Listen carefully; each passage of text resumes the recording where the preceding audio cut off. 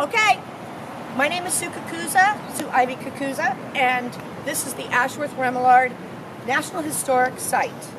It is the entire site's an acre and a half here in San Jose, right across from the History Park.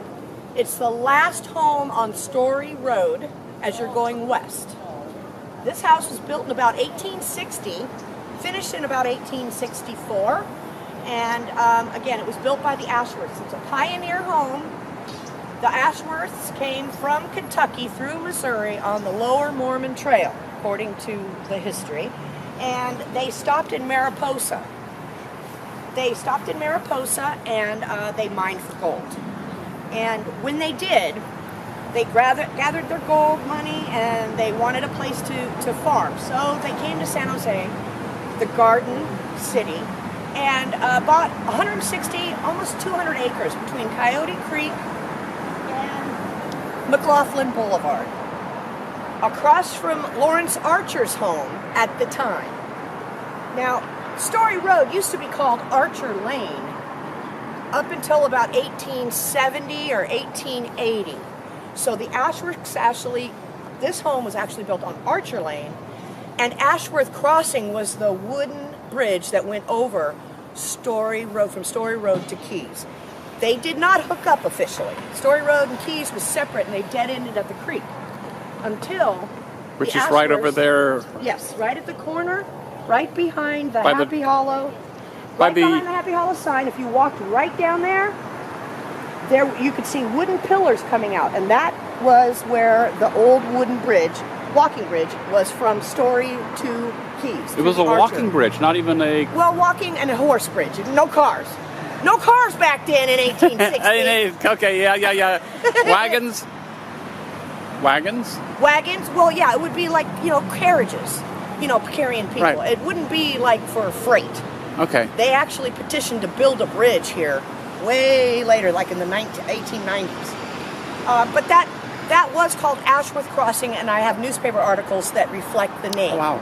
So, anyway, the Ashworths built it in 1860, and Mr. Ashworth lived here with his family's children until about 1894. He was aging. They bought homes on, they bought a lot of homes on like 10th, 11th, 12th Street. The family lived in this area, and they sold this house to the Remillard family. It was Pierre Remillard, one of the three Remillard brothers from Remillard Brick Company. Uh-huh.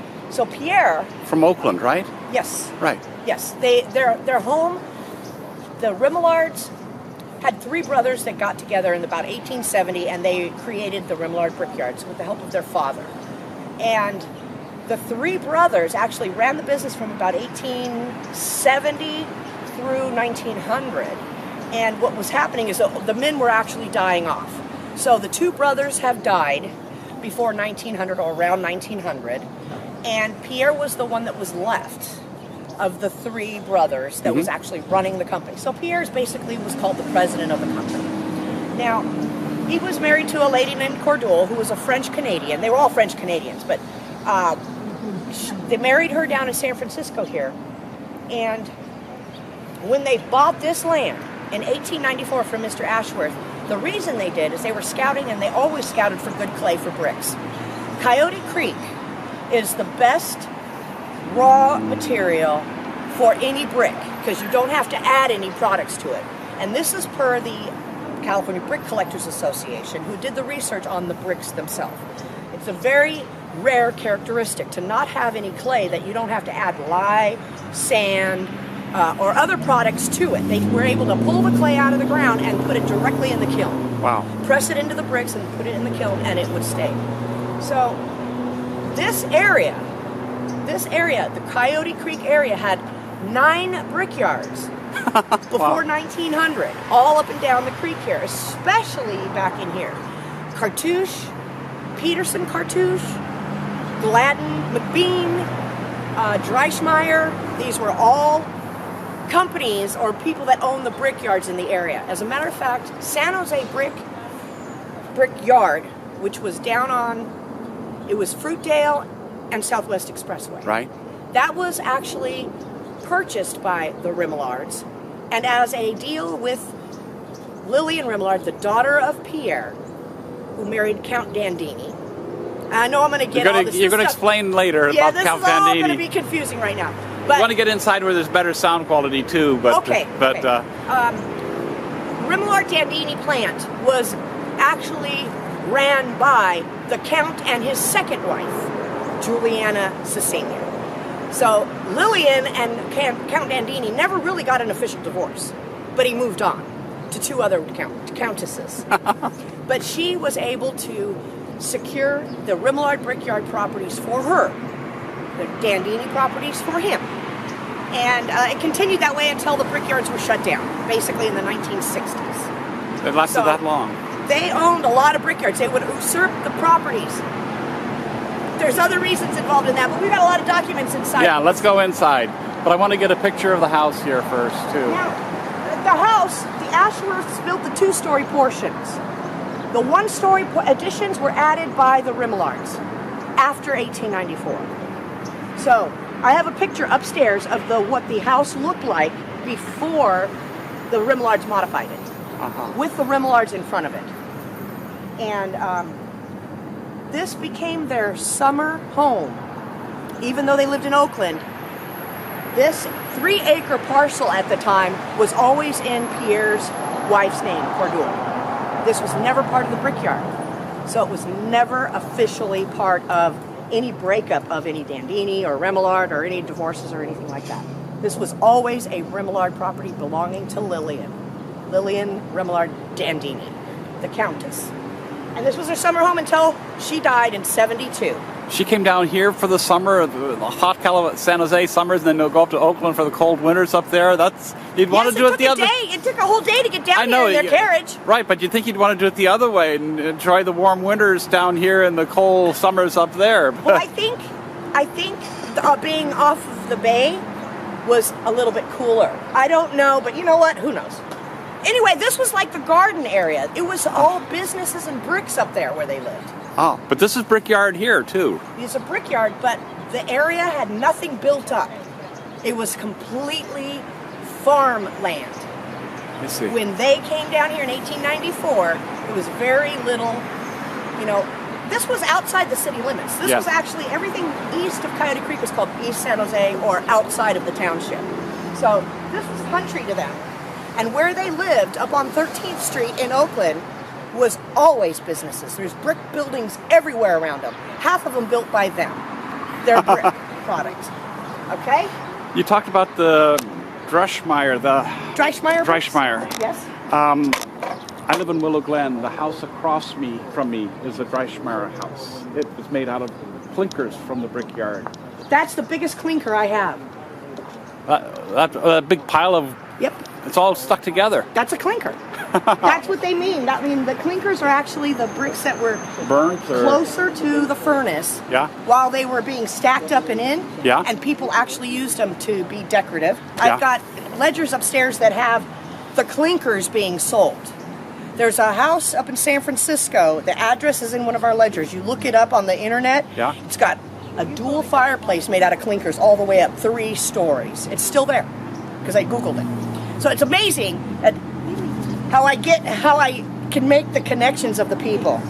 Okay, so you want to go you want to go the long tour? I mean, not the long tour, but it actually explains a little bit more about these houses in the back. Okay. So I do want to remind you that the single-story additions are Remillards, but the Ashworths.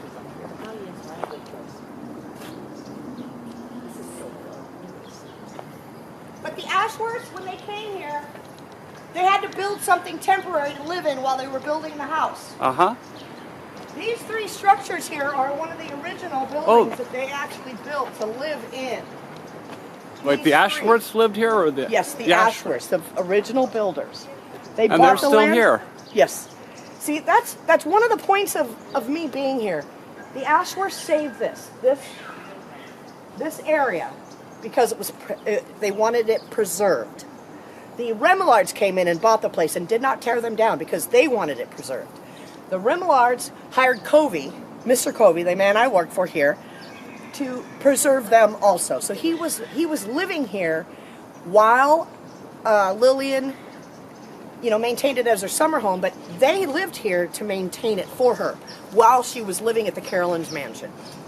And they would leave from here to go up to get her. They were their concierge. Covey and his partner Dick Gilbert were the Countess's, Lillian's, concierge. So they would go up and take her to all of her properties to visit them, take her to the theaters, take her to the operas, wherever she wanted to go. She had a Cadillac that, they would drive her around in. Uh-huh. She never drove. She never drove herself. She always had a chauffeur.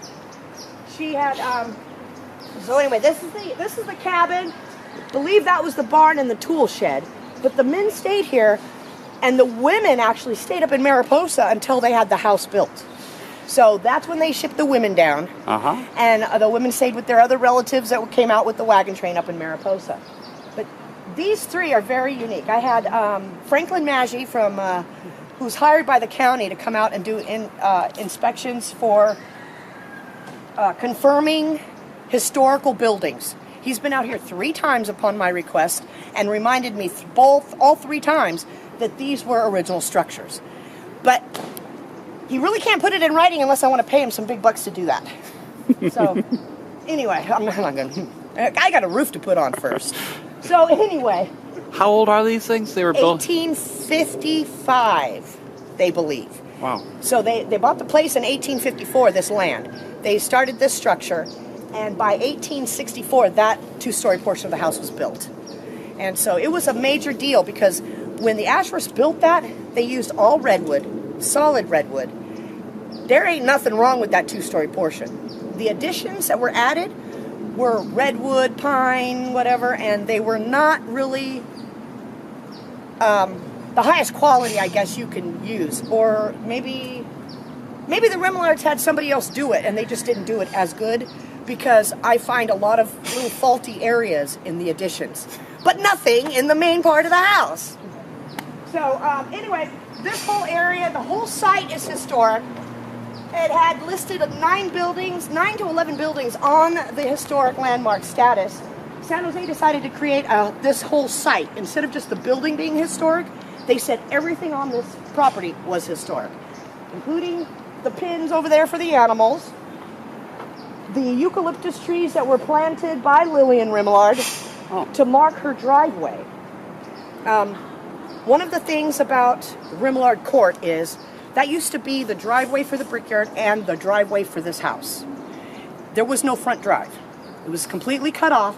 The driveway, Remillard Court, came around this way, came right back in this way with the eucalyptus trees marking it, drove in there, and in that building right between those two is the 2-car garage. So this was their driveway. Aha. And Lillian planted the eucalyptus trees so that she wouldn't mark her property. The eucalyptus trees came down the street. There was a huge one out in front of this next door building that they cut down about 1.5 years ago. And it was one of her trees. It was the biggest tree that she planted. Why'd they cut it down? Why? Yeah. Well, because it started messing with the building and causing damage. And so They built the building too close to the house. Built there to begin with. Right. But because it's sinking, it's molding. It's got the property line with us, and they're forever having a problem with the trees here, and it cuts this thing off from the parkland that we're trying to create yes. there. I mean, if that building wasn't there, we'd have a perfect connection from this to yes. the parkland. A lot of people I've been dealing with, talking about or whatever. This place was a non-profit, and it was built that way, but now the people own it. They actually bought the place, so I don't know how that's going to affect, but yes, you're right. This place needs to be part of a parkland for the future. That's really what everybody thought. And if you look back in the old prints that I have when they were subdividing the property should have gone this way. The property was a 3-acre parcel that was going to be cut down to 2 acres, and then it was supposed to go this way because the historical fountain that I have was over there in that spot when the company Cabot and Cabot was starting to subdivide after the death of Lillian. They had a bunch of different areas, and this was actually going to be called the Marisu Winery. It was they were going to take over this place. When that It's a winery? Oh, Mariposa Winery was going to take it over in the early 70s, but what Covey and his partner did is they had a piece of this same land over across Kitty Corner, McLaughlin and 280. They actually worked with Cabot and Cabot, and since they were in Lillian's will to a certain extent, they had a little bit of an in. They traded with Cabot and Cabot. They traded their land over there for an acre and a half, exactly the same amount, 1.49 acres. That's why we have 1.49. And the city decided it was more important to go backwards and include these buildings than it was to go this way and include the nurse's house and the fountain over there. They were able to make more money by giving that to Walmart as a parking lot and building a building here. So that's why it was subdivided this way. The nurse's house was moved over here. It's right there. The white one? The white house. That's the nurse's house. That was next door in Walmart parking lot. And the fountain I'll show you after a little bit was in that yard with walls, brick walls, and it was a garden in memoriam to Lillian's mother, Cordula, who was the wife of Pierre. Okay? This is all old stock brick that we're pulling out of piles. Uh-huh. And some of them Remillard that brick, right? Huh? Remillard brick. Yes, from the factory. And a lot of it was like this. This used to be the carriage house right here. And this was broken, demolished, or whatever in the 80s when a eucalyptus tree fell on it. And so we have all the bricks and a lot of the big portions of it, so we're going to be rebuilding it because we can. I mean, slowly, but we can rebuild it. And it was a flat roof with barn doors on the front. We may experiment with a different type of roof, but we do want barn doors. So if you see any with those big old, the big U-shape rollers? Yes. That's what we want to put on the front. Okay. Anyway, so this right here, these are Rimillards. I can see somebody hit it, but okay.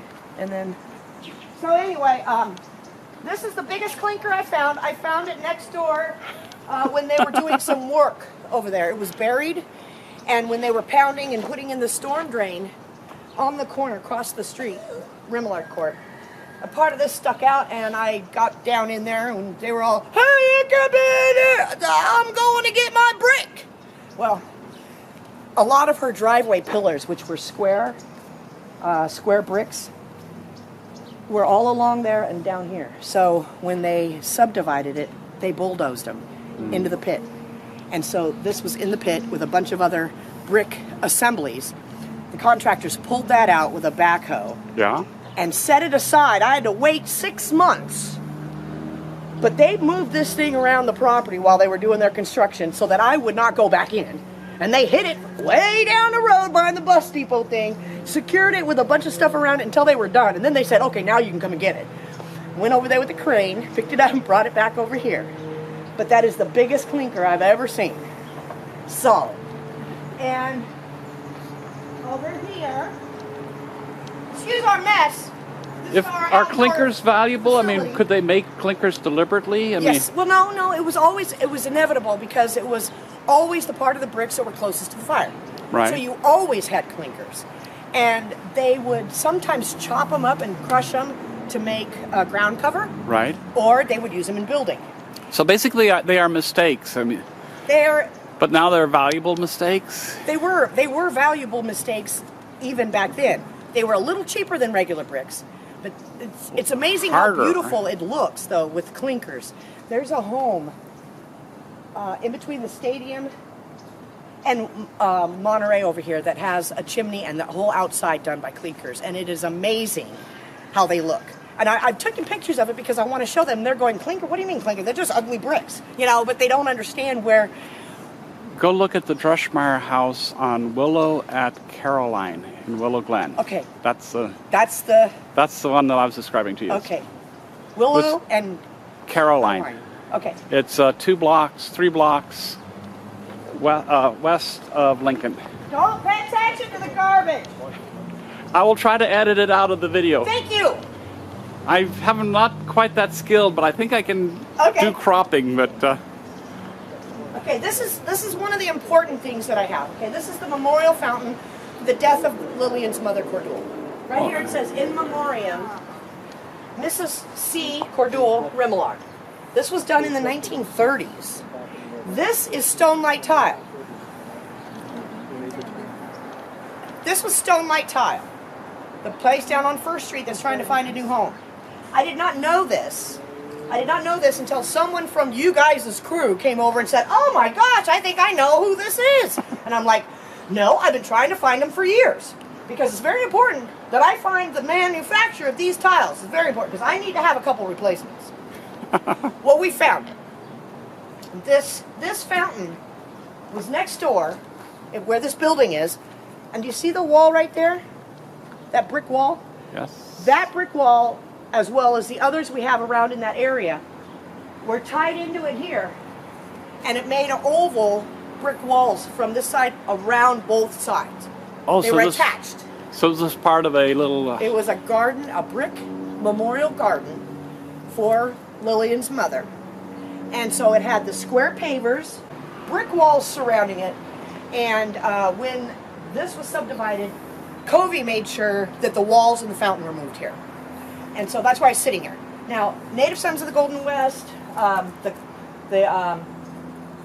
Clampers all offered about 10 years ago to help remount this and get it working. This is all fine, but I needed to get the house redone, secured, and other areas before I even make this. I would prefer that this area be the garden area. That's what we're gearing up towards, but when we get ready to move those walls, they're probably going to snap. So we may have to rebuild them slowly, hand by hand.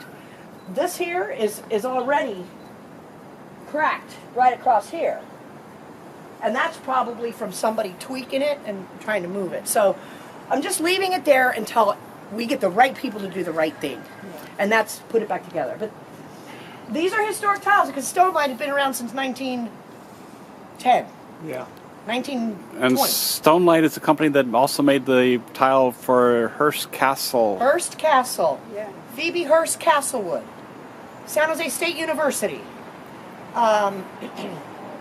It's an amazing thing. They actually did the Saudi Arabia airport. Really? Yes, there's pamphlets in their information that show that they did this big display.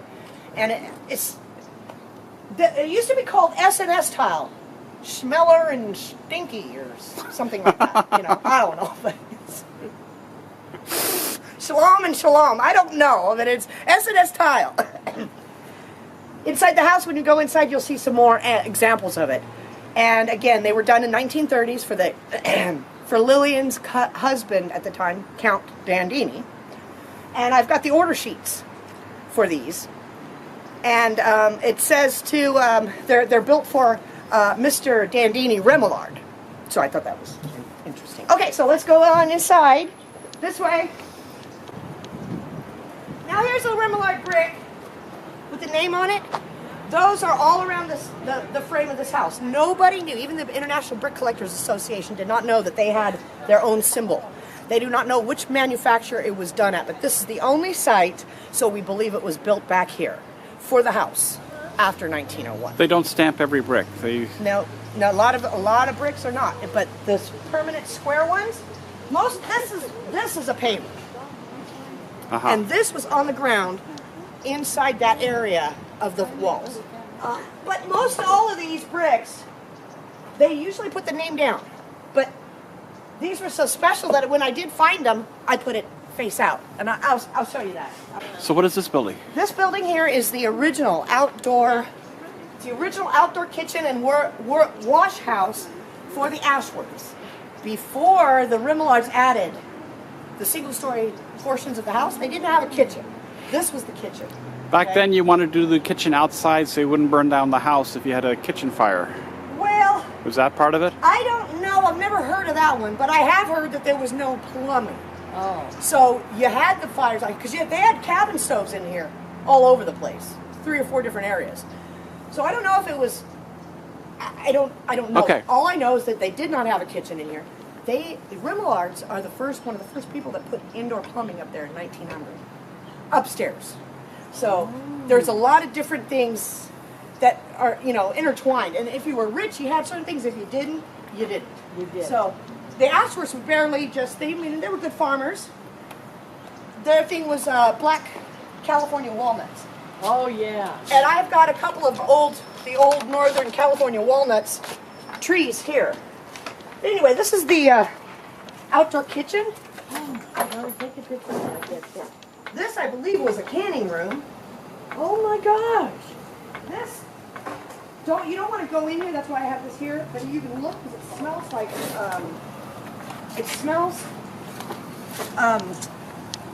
like poisoning, and there was a lot of chemicals in it.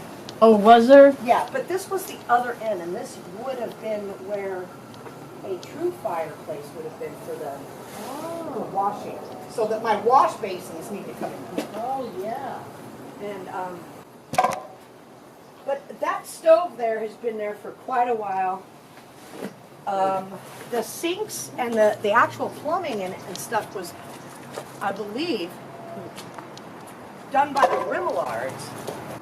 Yeah, Crank Estate? You should have a picker bill. Oh, The guy who did that picker show. yes. But they love signs. Oh yeah, and I've got a couple of tire ones that are worse than that. But I found that here, folded in half, in a pile.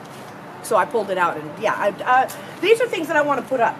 So when the Remillards came, they had servants and butlers and chauffeurs and whatever. They lived in this house next door. So as time goes by, when you're sick, you don't stay in the main house. You stay in the nurse's house because the servants were actually nursemaids also. They took care of you. That's what they did. They didn't get married. They just lived with you forever and took care of you. So the nurses lived in this house. When you were sick, you went to the nurse's house. And you recovered before you came back to sleep in the main house. And when they moved it over, it's always just been considered the nurse's house because that's where you went. But while Kobe was living here, there was a lot of people who lived in it over there. And then when it came over here, a lot of the transients lived in it. So there's a lot of it that's not in very good shape, but it's got beautiful wood inside if it could be restored. Not so much restored, but use the wood, reuse the wood.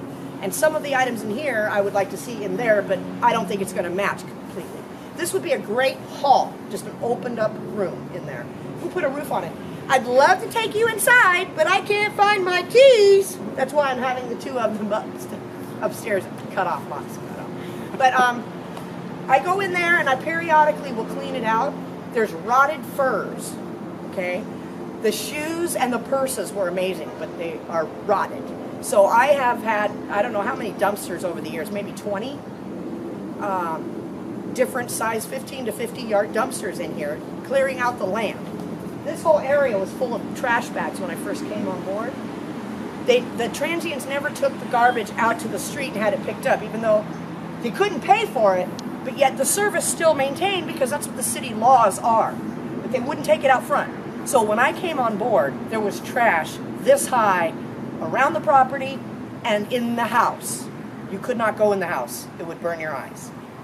Okay, so anyway, this is the nurse's house, and it's moved over, and it's mostly storage in there. So But when it's- was it moved? When they built the this was Walmart? moved over from Walmart probably in the late 60s. So they picked up the house, moved it over here. Yeah, and just put it on bricks, on Found out. concrete bricks. Okay. So it's not hooked up to anything. There's no plumbing in it. But it There's has a actually no- foundation. Does it have a foundation?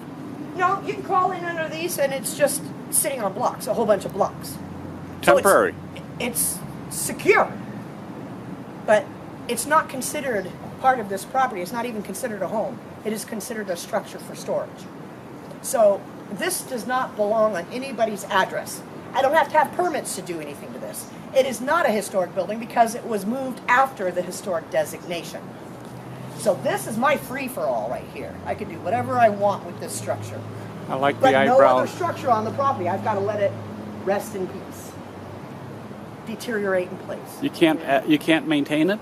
Well, you can secure and preserve it, but unless I rebuild it exactly like the cabin, if I tear it all down and rebuild it just the way it is, I could do that. But I can't use the piece of I cannot rent it out. I can't do anything like that with it because of the landmark status.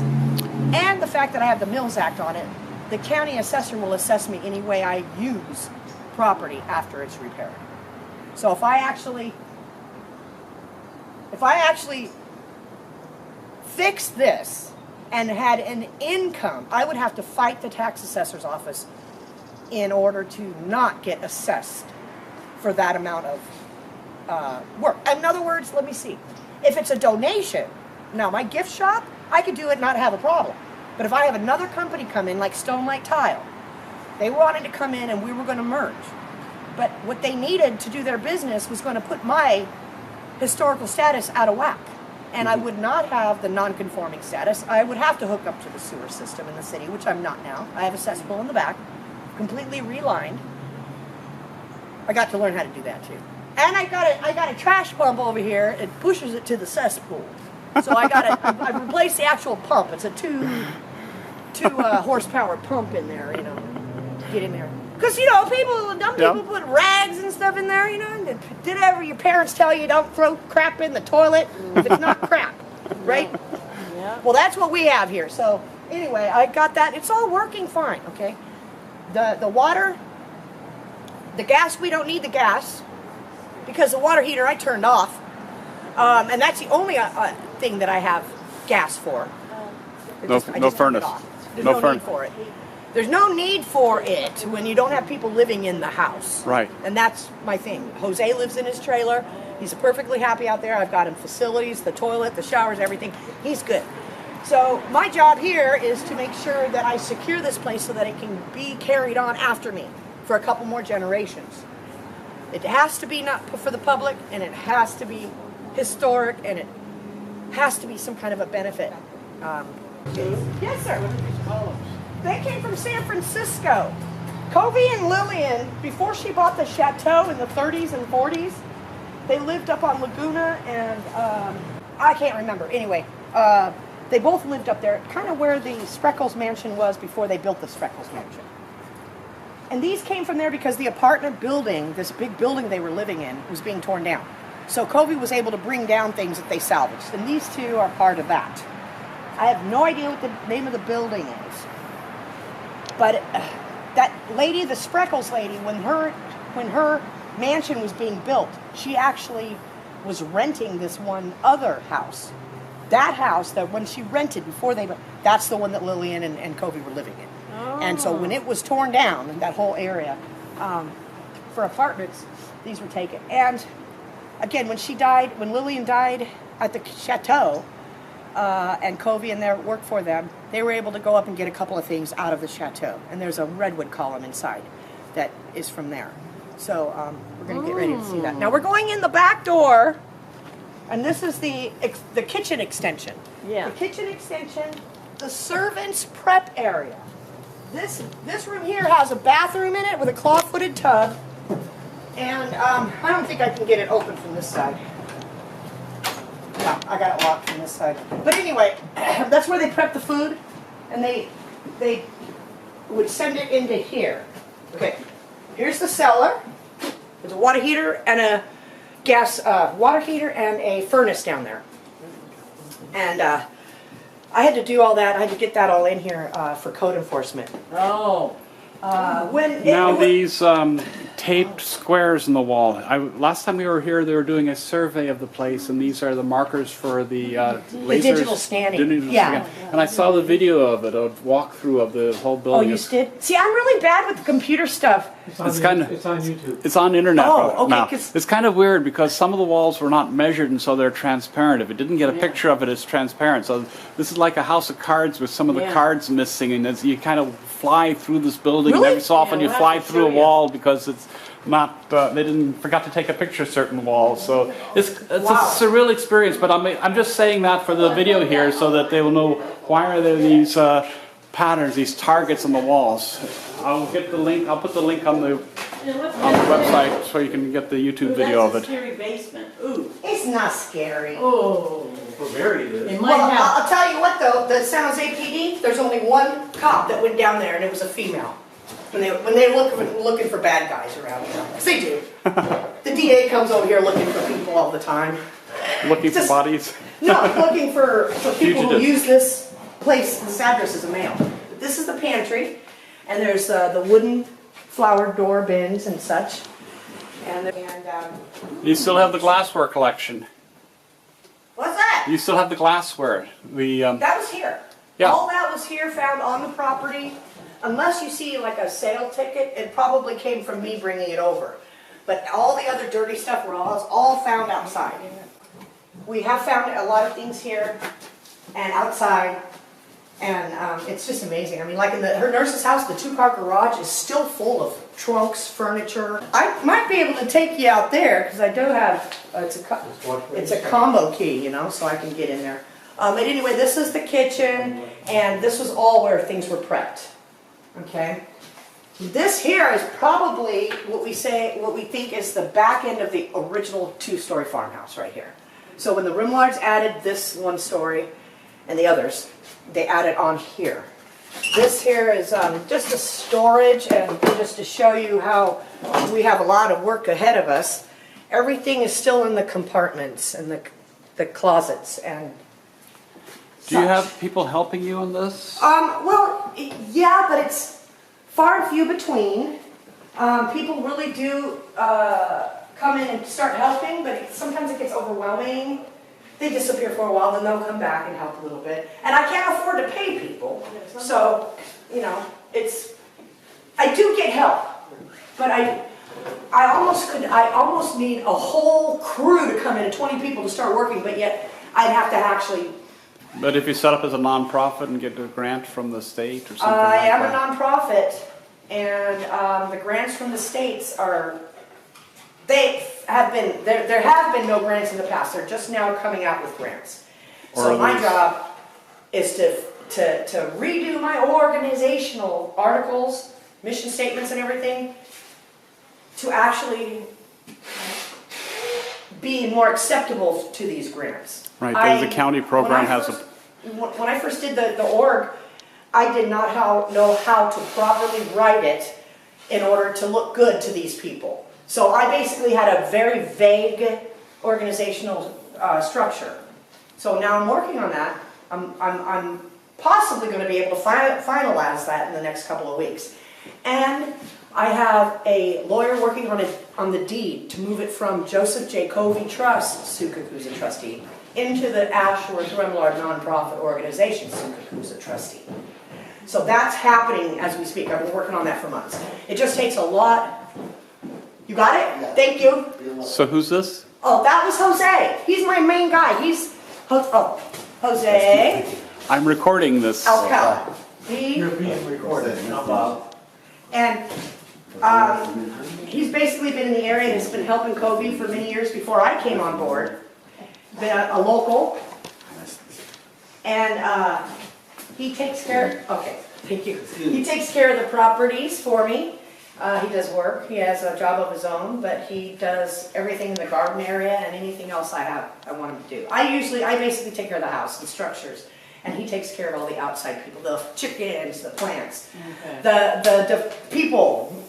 He put up our fence out front because we didn't have that before. Right. And I hope you guys saw the chain. Yeah. I have going across. Well, the other one comes across too, but I didn't want you guys to hit it out there. But that's a linear barrier for the cops, because the cops wouldn't kick anybody off our property out front because of the back fence, the chain link fence out front. Oh. So we had to put up, they said, well, if you put up a fence out front, then they know where the property line is. I go, don't tell me they don't know where the property line is when there's dirt right there, cement and dirt's me. And then cement is you. So anyway, it didn't work. But now that we have a fence, people have to stay out there in the driveway. They just can't mill around and camp.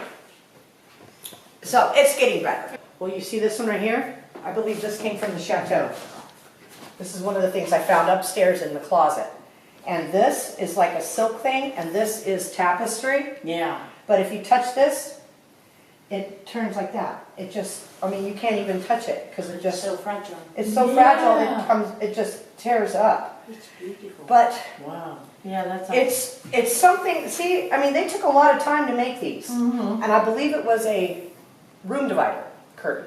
You need somebody who is specialised Yeah. in fabric preservation almost. Yeah. That is just... I've got a couple more you can see upstairs. This here, this is the women's parlor, this is the men's parlor. There's I've two never doors. seen it this clean. Oh, sorry. You've only seen it once before. Well, we've been here. No, you've been here 3 or 4 times. Oh, wow. You've done an amazing job. Well, like I said, I have to be here a lot, to do this. But there's a door behind this cabinet, and there's a door behind this room divider. This came from the chateau. Okay, that redwood column behind us over there came from the chateau. And the chateau was where? The chateau is in Hillsborough. It's the Carolyn Chateau. Okay. And the doors reflect the Remillard era. This was not an Ashworth era, it was a Remillard era, when you had the women's parlor and the men's parlor. And so the rooms were divided here. I believe there was pocket doors, and that's what these here are reflecting. Right. The pocket doors would be shut. The women and men, could come in through the front doors or the sunroom door. Men would come in this door, women would come in this door, and this door. Separated because this was the tea room, women's room, this was the smoking room. That's why they had the windows. So a lot of old homes, you'll have dual parlors. Now, this was the actual dining room, okay, for the Ashworths, and this was the living room. But when the Remillards came in, they added tables inside the kitchen area, and this was just a parlor. And so it became another dining room for Covey because he didn't have that, the reasons for the 2 divided rooms. You were explaining something about the bricks in the fireplace when I was here. This is one of my favorite things. Before I met Covey, I was collecting bricks. Collecting special bricks that had names on them that you could reflect to where they came from and what their history was.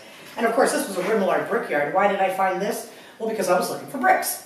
And I noticed there was a big pile out front, and one of them said Remillard, so I said, oh, I got to have one of these. So basically, that's what got me here to begin with. You were a brick collector. Yes, I'm a brick collector. I have some bricks that were made in the early 1800s to mid 1800s that were actually made in Europe. Scotland, Ireland, England, such as that. And they were made specifically for ship ballast, for the wooden ships. And that's because you didn't have to make lead then, and you didn't have steel hulls. It was all wooden hulls. So you needed to have the ballast in the bottom of the ship. They put the brick in there. Some of them were actually made at kitty corners. Instead of being flat, they would have angles on them so they would fit in the grooves of the wood. And they would come here. And when they did come around the Horn, come up to San Francisco, what they wanted was redwood. So they took the brick out, they put the redwood in the bottom of the ship, and it became their ship ballast back to Europe. So they brought, the redwood's the only available here in, the West Coast. So they took the wood back. Now, when you're out on the beach, if you're up on Guadalupe Creek, if you're in any kind of waterway where the old wooden ships used to come, you'll see these bricks. There's ones called Snowball from England.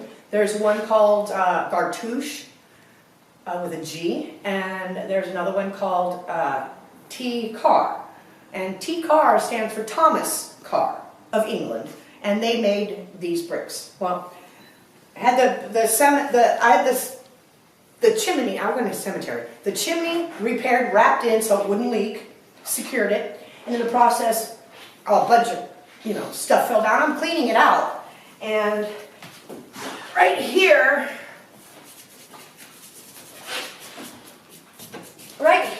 is an old brick. And unless you had the light on it specifically, this is a T, this is a fancy C-A-R-R. And it's a T-car, which means that it was made in Europe, but the Roman C designates it as being pre-1860. That's what the International Brick Collectors Association has told me. So that is a pre-1860 ship ballast brick that was incorporated in this fireplace when it was built. That to me is very special because nobody really puts letters out on their bricks unless they want to show the fact that they did this. Like I said, all the Remillard bricks are face in. I have another brick in the other fireplace over here that's another old ship ballast. And I've been finding ship ballast on the beach in Santa Cruz and in Guadalupe Creek, right where San Jose downtown is, where the old Port San Jose was, and they had ships come up to that point. There, I have found probably 150 old ship ballast bricks of all kinds there. Wow. So they would, like I said, they would pull them out and then they would load them up. And those old wooden ships were not that big. They were smaller ships, so the Guadalupe Creek was deep enough to carry them. I've not found any in Coyote Creek, but Guadalupe and the coastline. There's houses built on the coast with these bricks because they've just pulled them out. So anyway, this is what this T-car is. One of the special things for me, and I have a little piece of paper here that shows the T-car. Oh, yes. Uh-huh. Okay. Now, one little secret thing is this had a pass-through. Servants would take the food from the pantry right through here. Oh, There's a little door that opens the hidden and closes. door in the closet. Uh-huh.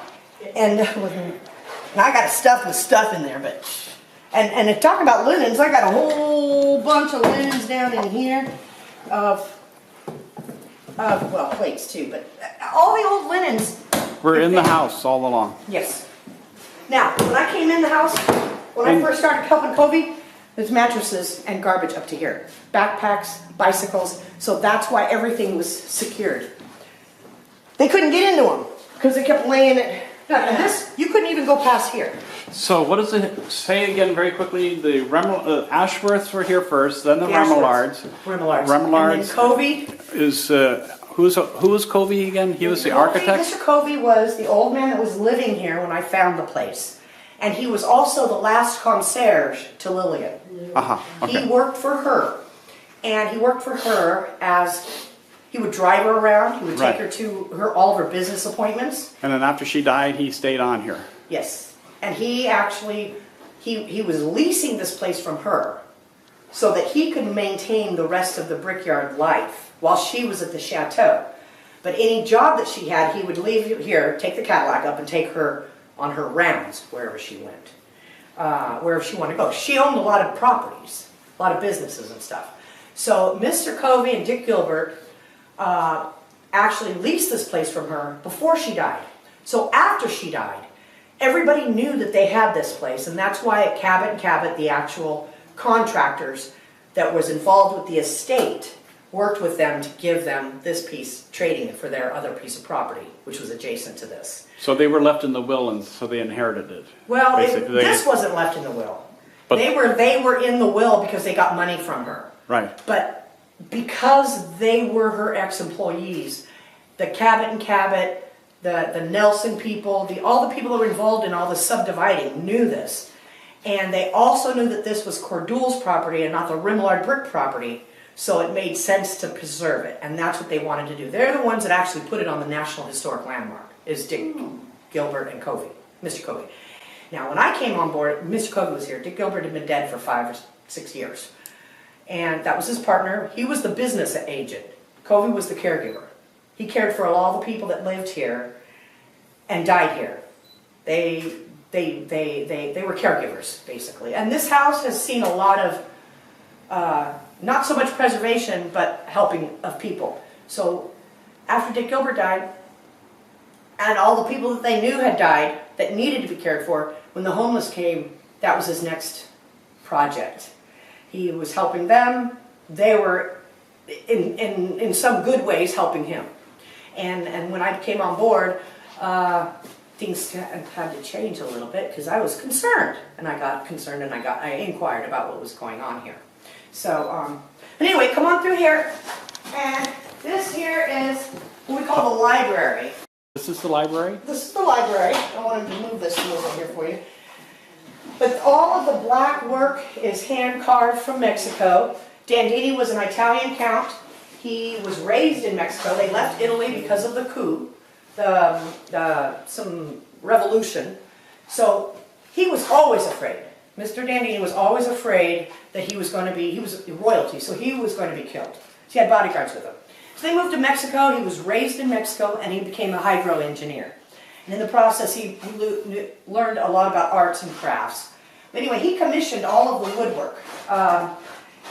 And this is San Jose brick and tile. This is S&S tile. This is stone light. And the reason I knew it was S&S is because I found this brick in the fireplace. And inside here it says S&S. I don't know if you can see it. But that's this black tile that's all through here. And S&S was the old stone light. Anyway, this was done in 1930s. This is the stone light's paperwork. I have the original order sheet, which you can take with you if you'd like. But it says to Remillard, to Dandini Remillard. I'll hold it. There you go. And so anyway, this is very important. And there's another brick in here marked, and it's the lower last side. You can barely see it. It's another ballast brick. Huh? Another one of the ballast bricks. Yeah, if you come over here, you can barely see the light shining through on that lower brick. Okay. All the way to that side. There's something there. I haven't been able to get it cleaned off, but I know that there's stuff there. Okay. And this is an altar here, right? That's the chapel room. Chapel. We call it the chapel room because of the papers. Anyway, this is Dandini's bedroom. And this had a pocket door in it, which I'm going to show you a little bit later. But this was all hand-carved again, Mexican artwork. This is why we call it the chapel room, right here. And it's amazing how this stuff stayed and wasn't destroyed. But again, there was mattresses everywhere. So anyway, that's the old Remillard business safe. It's got a wedge end, so it sits under the stairwell. This is the in and out, the door. This, where we came in the house, on the back porch, Yeah. this is the door. The cellar is right down there, and this is the door that goes in and out. This is how we got Covey in and out secretly while code enforcement was watching us very closely. Oh. They did not know that this was a door that came in the house. They thought it was a closet. So they never checked. But we snuck him in at night sometimes because he wanted to sleep in his bed as I'm cleaning, because I was allowed to come in, but he wasn't. Okay. The condemnation. Oh. Well, the whole thing that they did was not really, not right. I work for the city of Santa Clara, and I know a lot about public works, and the way that they condemned this place really did not make any sense to me and was not a very nice thing to do, the way they did it. And so I did what I could to get things back in order as fast as I could. It took me 6 months to get the condemnation released and get him to live in his house. But he was living, when I met him, when I pulled up out front, he was sleeping on his couch on the front porch, could not access his house because Tucker Construction came out and boarded it up and fenced it up. And he had no right to be in the house. And once I approached the city about some of the things, they were telling me no because of this and because of this, and I said, well, no, I already did that and I already did that. And no, the meter's not off. The meter's upside. It just didn't get paid, so I paid it. So everything was operable, and they did not do the condemnation of the house properly, in my opinion. So, oh my gosh, you better cut that out of there. Why? That's part of the story. Oh, that's part of the story. Okay. It's past tense now, right? I mean, it's straightened out 10 years ago. 10 years ago, so statute of limitations are expired. So I'm not worried about somebody being unhappy about this. Okay, well, that's fine. Is that okay? That's fine. And If you're okay, I'll leave it in here then. The city of San Jose has left me alone ever since then, which is April's here. Hi. Which is a good thing. Okay, April Halberstadt just walked in. Oh. And she's my Hello. mentor. I'm doing an oral history, so you're now part of the movie. I know I'm not. Yes, Well, you are. She could be a part of the movie. Everybody else We is. have early photos of how horrible this was with in the beginning. With Covey alive. Yes. With back caps and mattresses, I'm not kidding, this deep, through the whole house. Bicycles up inside here. And that wasn't Covey's fault. He just couldn't keep the homeless out. Was that it? They took it over. He invited them in. He felt sorry for them. They And- needed a shower so they could use the shower in his isn't it? bathroom. Yeah, he's very compassionate and Yeah. very Unfortunately, there was. And they took he advantage did of need him. help, but he, and some of them did what they could for him, and Some others. of them didn't. Some of them stole stuff. Here's Including copies. a grandfather clock. They managed to get a clock out of here. Yeah. A grandfather clock. Go figure. How did that happen? Anyway, these are some of the ledgers that I have. I'm going to move this back over here.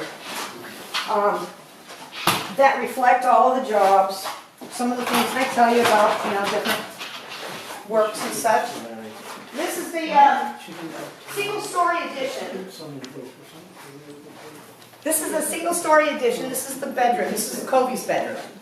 I believe Nice this is and sunny. Lillian's bedroom when she lived here. And the oval parts up there used to have stained glass Remillard windows. They were stolen at some point in time. There's a little wall shrine that they have here. I need one of those Marys or something, to put in here. So anyway, I have to put that in here. And then we've got all this furniture and stuff that I would like to sell. I've got those tiles out back that I want to sell too. So anyway, that's the bathroom. It has the same tile in it. It's got the shroud from the Dandini carvings. And make sure you get the feet down there. Oh, look at the feet. That's my favorite. And the crest on this side. And what is, this is this was an outside wall at one time. That's why it's so thick. Yep. Is there space in there, a closet? Oh, there's a bookcase too. That's part of the reason why it's wide. Aha. Oh, nice paintings on this side. Oh, and little niches. Are you done? Yeah. This used to have some kind of fabric in it, and when I came here, there was frames and pictures and stuff in there, and they were slowly stolen after. I mean, I had no control over a lot of things. In the beginning, I had to earn his trust, and he didn't like women here because they kept messing up his bathroom. And so I asked him one day after about a year and a half, I says, "Miss Cody, you do not like women here. Why do you like me here?" And he said, "Because you're a manly girl and you take care of business." So, okay, that's good enough for me. Well, I beat up people too. Yeah. Sorry. That's why I got a broken finger. Right here. I do. From fighting with one of the guys in the creek because he was not taking good care of Kobe. And he was... They were not nice. Some of them were not nice. Some of them you had to be a little forceful with. Pound them in the head like this behind the gate. Anyway, so... Tour continues upstairs? Tour continues upstairs. Come on. I can get sidetracked so easy. I really do. Because there's a million stories in my head. I know. Okay? I appreciate you doing this. This is going to be fun. This is fun. This is Cresta. It is Lynn Cresta. Cresta. It's linseed oil, pulp, plaster, and it was rolled out on a machine.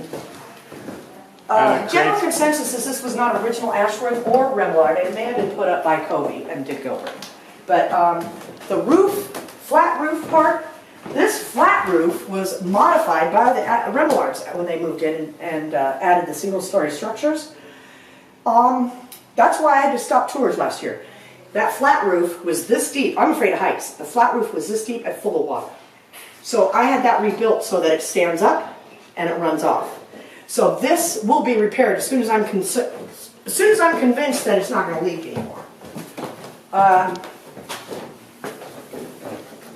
In here, this is Dick Gilbert's room. Okay, he was the architect. So he was a caretaker also? No. Yes, him and Covey were partners, so they did everything together. Right. So they took care of this part, the house, the countess. They were a team. Right. So everything they did the same. In other words, Dick Gilbert did the business aspects, financial. Yeah. Covey did the personal aspects, drove her around and took care of the family all those years, but he was an architect also. Yes. So he had an architectural business on the side. Mm-hmm. I guess driving little old lady around is not a full-time job, and so he could do other things in between. Right.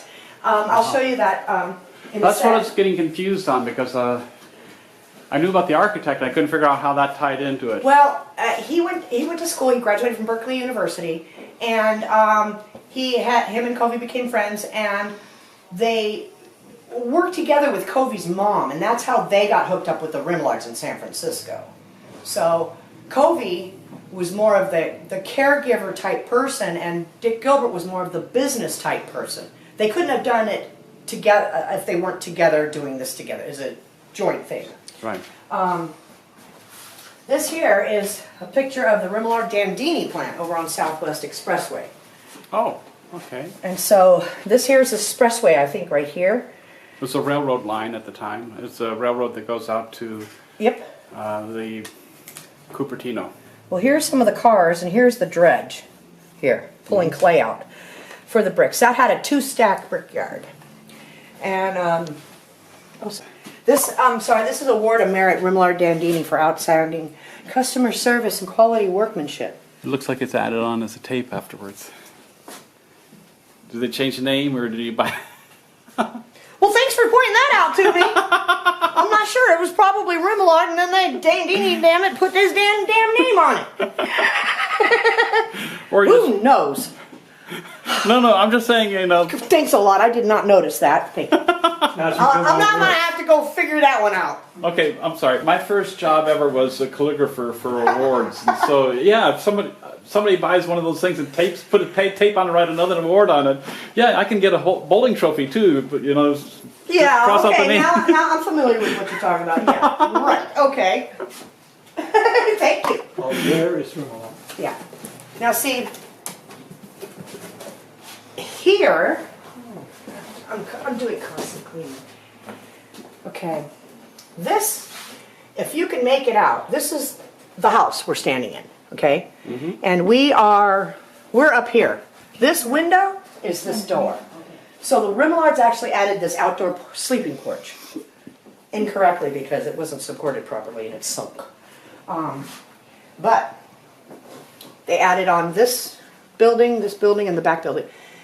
It's hard to see, but this is a horse and a carriage. Cordule, Emma, and Lillian are in the carriage. This is Pierre, and this is Philip, the son. Philip and Pierre both died in 1903, 1904. So Cordule was left to run the business with her daughter, Lillian. That was president and vice president from 1904 into the 40s and 50s. You said it was unusual for women to be in charge of businesses at the time. It was unusual to be in charge of a business and to be the executor of your husband's estate. It's very rare because in the day, your husband always had the estate of the wife, and if the husband died, the wife was alive, someone else. The court would issue the job to someone else and not the wife. So all these Remillards, there's newspaper articles stating, wives get the trust, wives get the estate. And they in turn ran the business. They couldn't vote yet until 1920 something, right. But they were running a multi-million-dollar business. In 1906, they were the biggest brickyard all over the Bay Area because there were 3 major Remillard brick sites, Pleasanton, Greenbrae, and this yard. And we produced the most bricks out of anybody to rebuild San Francisco. I've got ledgers and receipts of that era to prove that Remillard supplied the After the bricks. 1906 earthquake? Yes. Yeah. And so one of the ledgers that I have is the 1906 earthquake ledger of the repairs that had to be done to all 3 brickyards after the earthquake. It says earthquake April, fire May.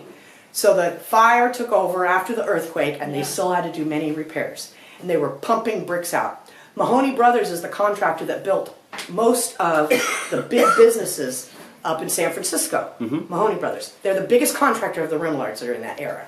Julia Morgan hired Mahoney Brothers to work with her to rebuild the Palace Hotel. Well, the Palace Hotel was where Lillian lived. Julia Morgan lived in Oakland, lived 1 street behind Lillian, 2 blocks down. So they have known, and there's a lot of stone light tile work with Julia Morgan and the Remillards. So there's a lot of work connections that are related to these people. And It's very dusty in here. oh, sorry, and mold. Interesting wallpaper too. It's marring with it is a print though. Oh, anyway, so this was added on later. It's being fixed. French. This here, this was part of the chimney that I had repaired, and it's not leaking, so this is great.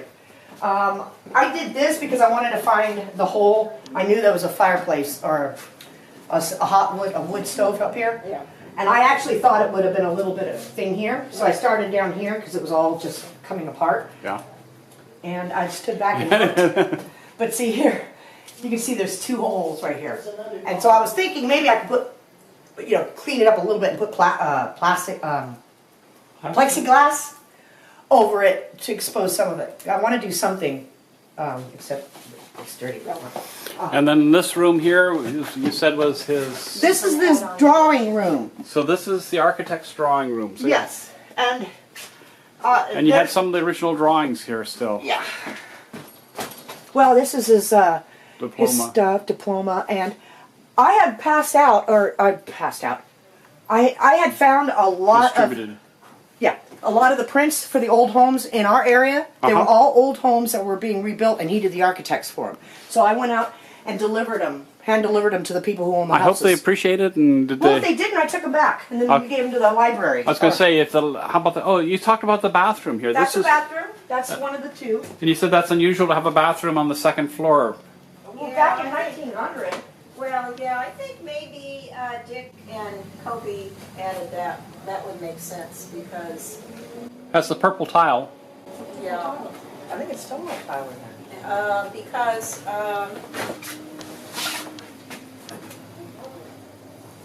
when they got it, the National Trust was a new entity, so they put it on the, they're the ones who registered it back in the days when we were kind of casual about how we did the documentation. Okay. Dick has the dubious distinction. We found, you know, as Sue said, a lot of his drawings, and we took them to the History San Jose because they have the biggest architecture collection around here. But one of the earliest gay bathhouses in San Francisco is something he designed. Huh. At the time for that purpose? Oh yes, Okay. yeah, in the 70s when we were, you know. Starting the process? Yes. Okay. So when did they die? When did Richard die? Oh, when Richard died. He died, I think, before 2000. So it's current history though. Right. It's modern history. Current time. Yeah. Old Valley Home was called Talheim, and it's in Modesto. And the old folks' home, the retired ladies' home, made this tie quilt and gave it to Kobe's mom. So he had it all this time. And this is what I want to put in the shadow box. Yes. I just think that's cool. So anyway, that's why that is, that's what that's for. But, and, like I said, I've got a lot of little things that still need to be done, completed, cleaned, fixed. This window here is shot, the frame, but I can rebuild it from the Is outside. that a hat? Yeah. Oh my goodness. Oh, that is beautiful. You should see that hat. Oh my God, that's beautiful. Put it on. Okay, put it on. Okay. Let's see. You could go to the Dickens weekend. I want to get the whole house. Do you have floor plans of this house? No. No. Floor plans? I mean, you know, blueprint. No. No. The closest thing we got was the digital scanning that we did. Okay, so okay.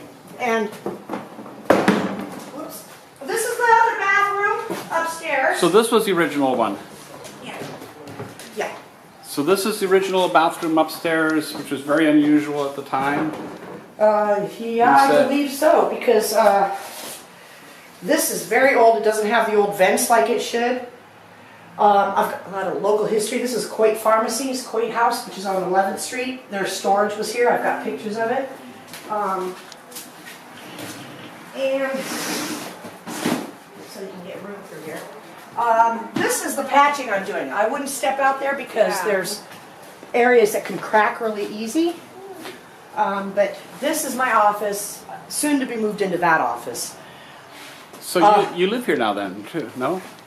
No, I have my own house with my own husband and my own dog over in my own area on the west side. Oh, okay. And That's what a lot of the family members thought when Covey died, is that I was a Creek person and I came to take over his place and live here. And even at his funeral, they accused me of that. So anyway, I got it, and the judge is happy. And other people are happy. You got to read my new draft? Yes, I did.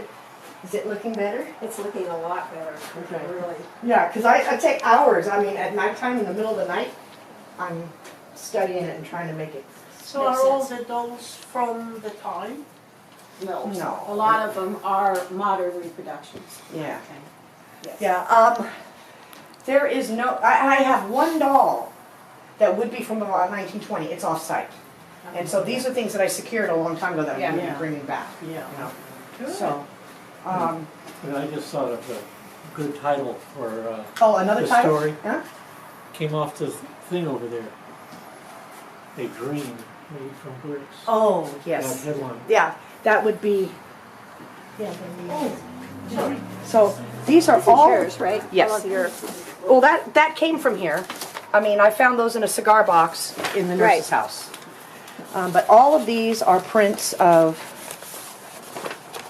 This is actually before Little Saigon. This was going to be called Remillard Place. This is McLaughlin, Story, and Roberts, I believe, on that side. But anyway, there's a lot of prints here on the property, a lot of articles that I have saved. But no blueprints for this house here. No, this was built Before so they long did this. ago. I know, but you still like to have a plan of your own house. Well, yeah, plans unless I do back it then. myself. I know. Well, I mean, I thought the architect that lived here would have done it. Richard would have done it himself. You know something? I would have thought so too, but I went through every single print. And I think I found one for the carriage house repair. it But wasn't a requirement to put it on the register. Okay. Generally, you have at least a sketch when you put them on the register now.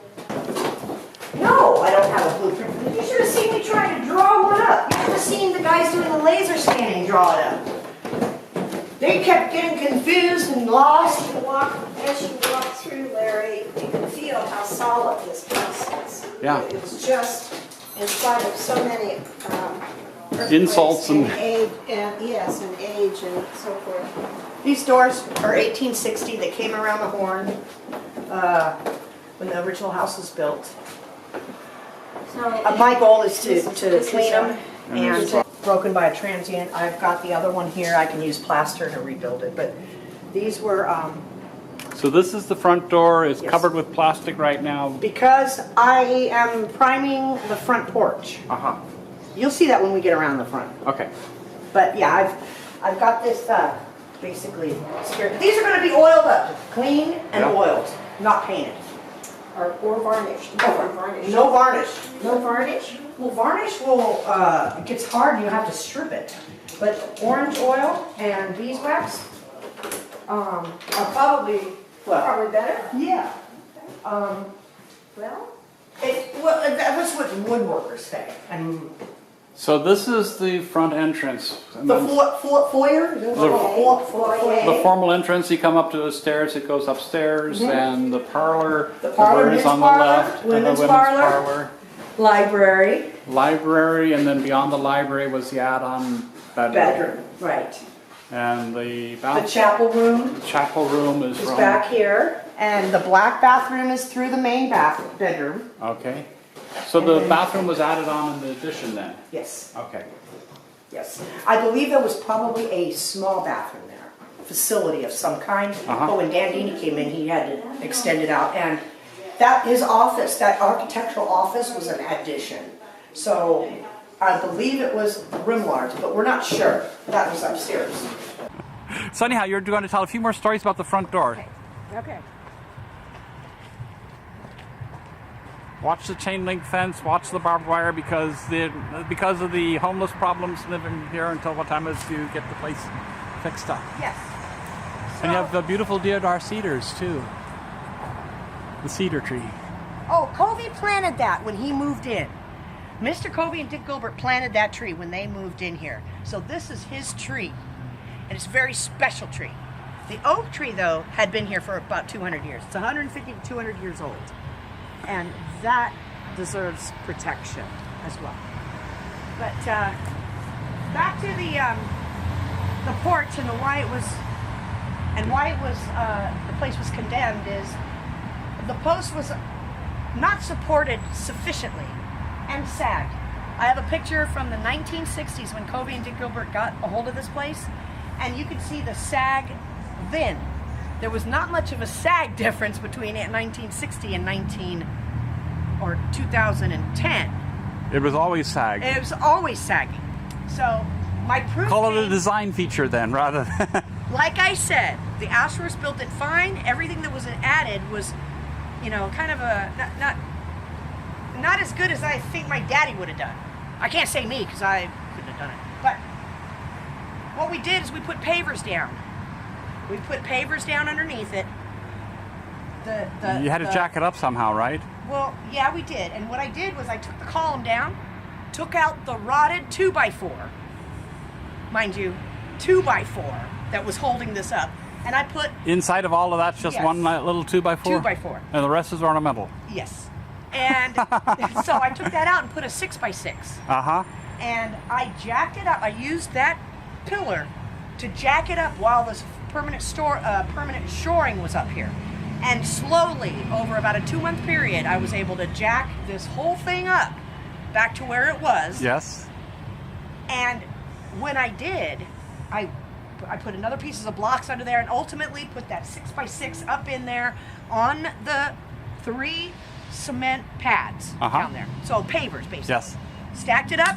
This thing is not moving. Yes. Okay? And if you walked out there, you would feel no vibration. But in other words, I still believe that the condemning of this house because of that porch was incorrect.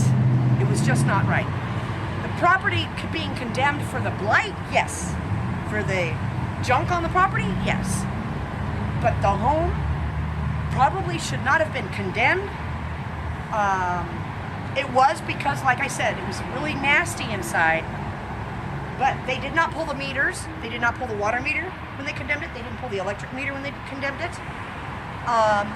They didn't stop the gas meter. So when I went down to some of these facilities to find out what do we have to do to get this back in order, they said pay his bill. So I paid the bills. Yeah? I paid all of his back bills. Paid his back taxes of 5 years. The caregivers that were here, licensed by the state or paid by the state, those the people that get SSI or supplemental income for helping elders, Yes? they did not help him.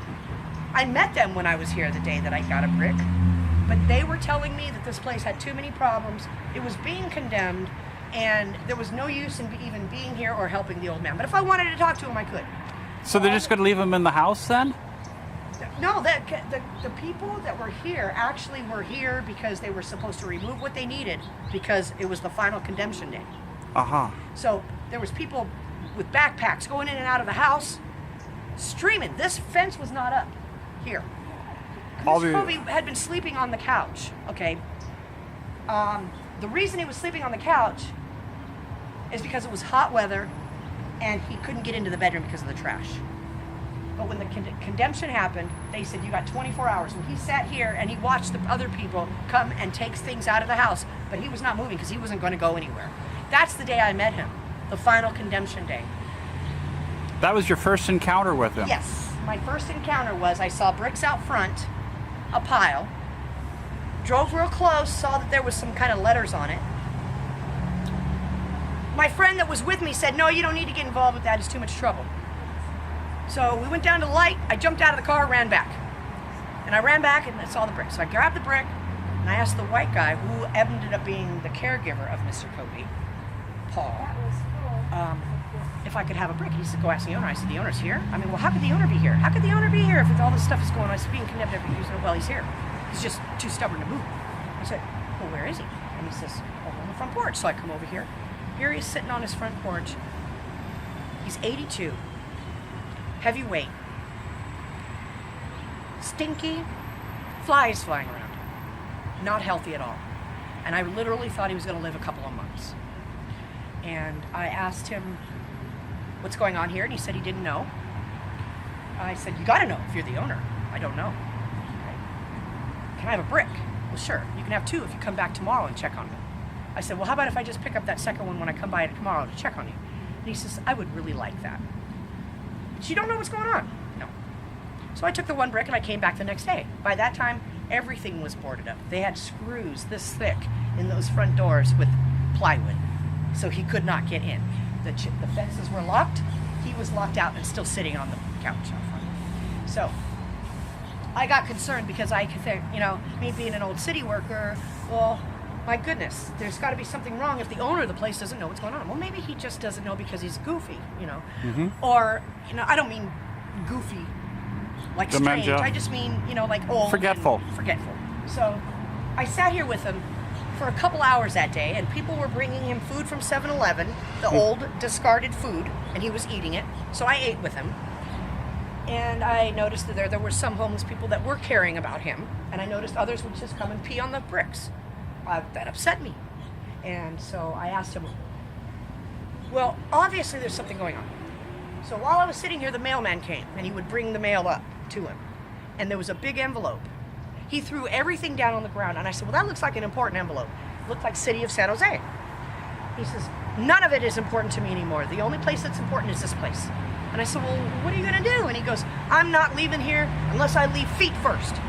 And I said, okay, well, that shouldn't be too long, because I started getting a little smart with him because he was getting smart, and it looked like he was bringing out some of his humor. And he says, well, I know, but this is my house, and I got it from Lillian. I'm like, who's Lillian? He goes, that's the lady I work for. And I go, okay. So I started getting, talking to him in his old gruff voice, and he started opening up a little bit more. And as the guys were coming by and pissing all over, bringing him Bud, the only thing that they were bringing him to drink, I sat there and I started arguing with these people saying, that ain't right. Well, it appeased to Covey, okay? So he would ask me to come more often. And so there was a couple of weeks there that I would actually come by, bring him food, okay? He's tired of chicken, unless it's Kentucky Fried. And we would talk. Well, when was this, 1990s or? This was 2000? 2010. 2010. 2007, I'm sorry. 2007. February of 2007. He died in November of 2010. So in February of 2007, I came across him like this, and I was concerned. That second day we were sitting here, I noticed the San Jose envelope. I opened it up, and it said, notice of condemnation. And nowhere on there was his name. I said, Covey, your name is not on here. Well, his name's Joe Covey, but I was raised with a bunch of guys. Everybody calls each other by their last name. I said, Covey, this is a condemnation notice. Your name's not on here. I go, it has to be on there. I'm the only owner. Dick died a long time ago. And I look down and I say, well, who's Bernice? Well, that's my cousin. That's my cousin's wife. And I said, apparently she's got something to do with this. So, no, she wouldn't do that to me. She would not do anything like that to me.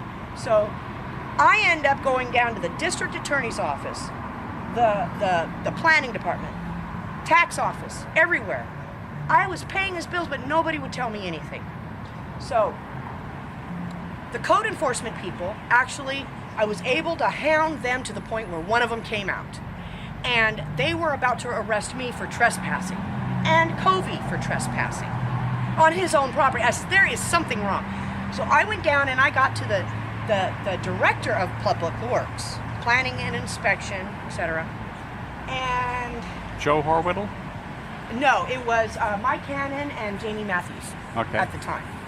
And it was the director of Planning and Code Enforcement or whatever. Right, yes. Building and Code Enforcement. Planning and Building and Code Enforcement, I think it is. It was that group. PBCE or yeah, whatever. It's crazy. So I finally get with them, and they actually told me I would have to hire a lawyer to get any information. I says, no, I don't have to hire a lawyer. Mr. Covey's going to hire a lawyer because this is his property. And, everything is in his name. I got the property tax bill in his name. Why is this lady's name on the condemnation papers? Within this time frame, he was removed from here and put in a home. I came for 6 weeks looking for him all the time. Nobody would tell me where he's at. I couldn't contact any of the people, the family. Everybody was telling me to get lost because they really did think I was a Creek person named Susan Stevens. My name is Susan Ivy Kukuza. Okay, so basically I was trying to say this is elder abuse. Yes. You are letting this old man sleep out on his couch. Well, why? Well, come to find out, the daughter of Bernice has a power of attorney over her mother, Bernice, who, at the time, had a power of attorney over Covey if he became incapacitated. Aha. Well, because of the blight, he was considered incapacitated. But during the 6 weeks that he was on the lam, and that's what I call it, on the lam, because he was in a home, and then he was placed with friends of his to care for him, who took his money and would bring him back to pick up his mail. So I'm just taking care of his chickens and his cats for 6 weeks, not knowing where he's at. Finally, I call up code enforcement and say, okay, fine. Have animal control come out here and grab the animals, because I'm done. I can't find him. You guys won't tell me where he's at. He said that he's in a safe place. I said, fine. Meet me out here. Because by that time, I had a contract with Covey, and that's one of the things that they did not believe, is he had a contract with me to help him restore his rights. And when I found out they had a power of attorney, I took him down to get a lawyer. The lawyer was sent the copy of the power of attorney.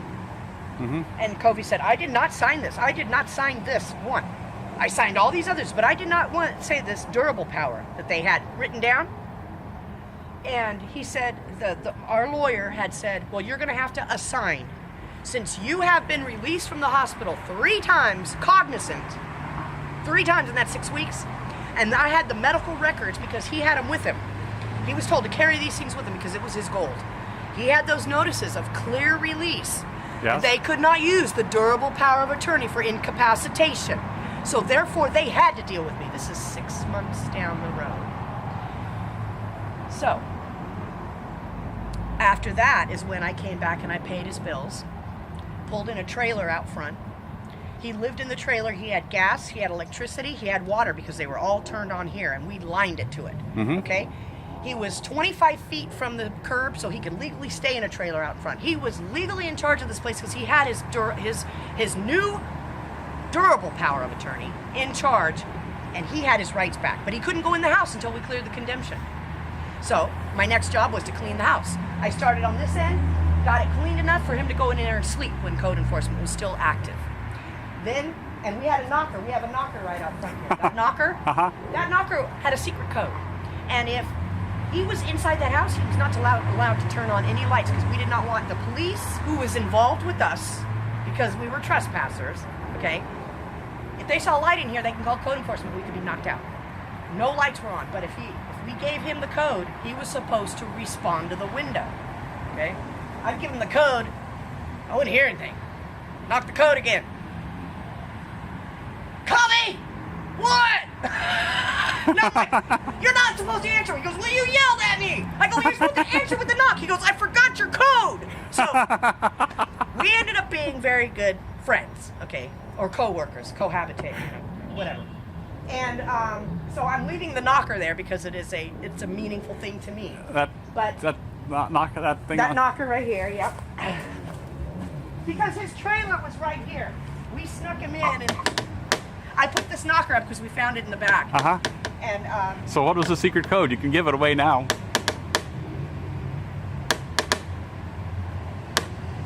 That's too 4, complicated. 3, and 1. Oh, okay. So I thought you were going to do shaving a haircut. Well, I don't know. He would move the curtain like this. I'm like, Covey! And then he yells at me, you're not supposed to answer. Well, you called me. I go, come here. So anyway, we had some fun times, some not so fun times.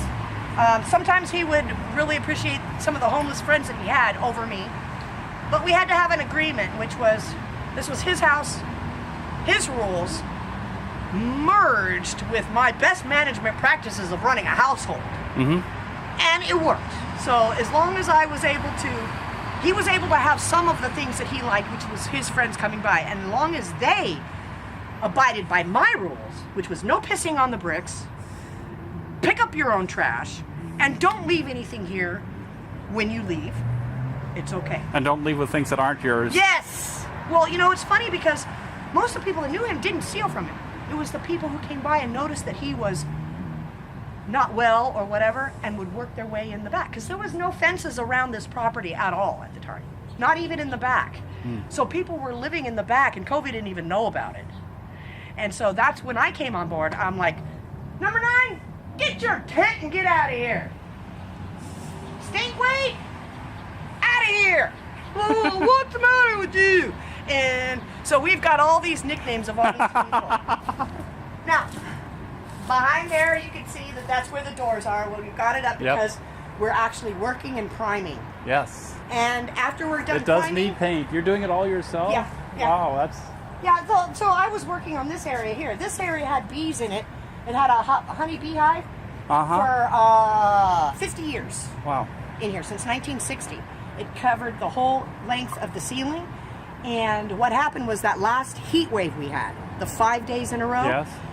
they got sweated out. So they came out here and they were hanging in the trees. It was a hive about this long and about this big. Wow.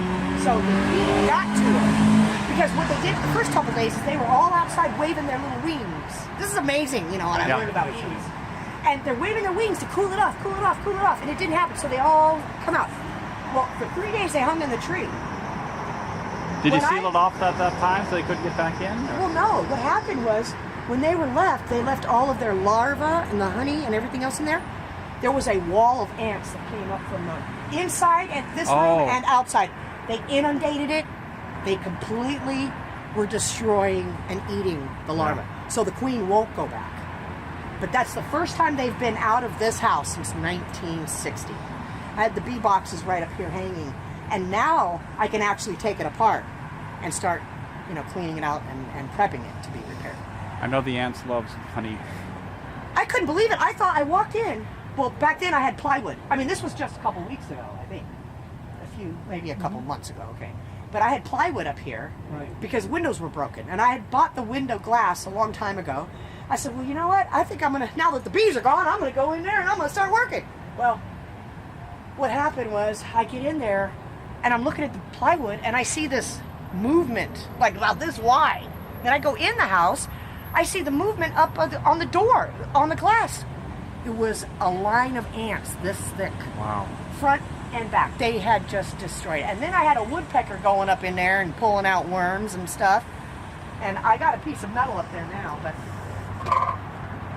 where is it? Oh, you see right there where the piece of metal is? I hung over the edge and stuff. Oh, yes. There's a hole this big where the woodpeckers and birds were flying in and, and eating things and coming back out. So I made sure they were out of there and put that piece up there. So anyway, that's what I'm doing. And this place has so much history because of women's suffraging, the brickyards and the rebuilding of everything, the Coyote Creek and the importance of the clay.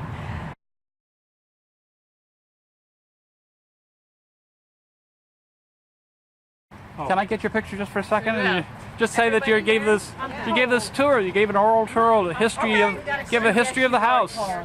And when was this? And who are you? Just. I'm Sue Kukuza. April Halberstadt. Mary Van Cleef. Marty Dolphin House. Bob Van Cleef. Steve Ames. And we got a tour of the house on Story Road. Ashworth Story Remillard. Road on November 25th, 2017. Yep. Thank you so much for this.